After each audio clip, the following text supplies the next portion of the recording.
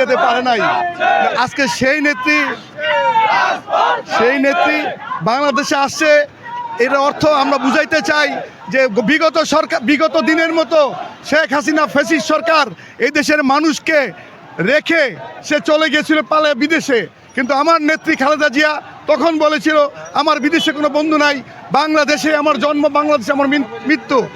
দীর্ঘ 17টা বছর বাংলাদেশে তাকে নিষ্পেষিত করা হয়েছে, অত্যাচার করা হয়েছে, জেলে কারারুদ্ধ করা হয়েছে।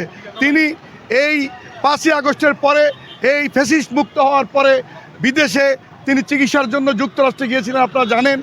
আজকে সে এই 6 মাস চিকিৎসা শেষে বাংলাদেশের মানুষের ভালোবাসার টানে আবার তিনি দেশে ফিরে আসছেন তার 2 পুত্র বধূকে নিয়ে, এবং তিনি এসে বাংলাদেশের মানুষকে এই বার্তা দিতে চান যে খালেদা জিয়া এই উন্মুক্ত, এই ফ্যাসিস্ট মুক্ত দেশটা দেখার জন্য আল্লাহ তাকে বাঁচিয়ে রেখেছেন।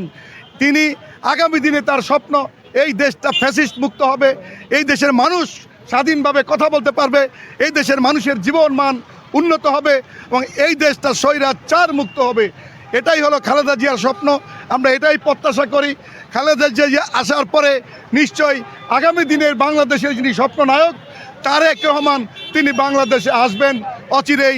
আমরা সম্ভবত ধরে নিতে পারি এই মাসেই আসবেন, অথবা এই আগামী মাসের শুরুতে আসবেন।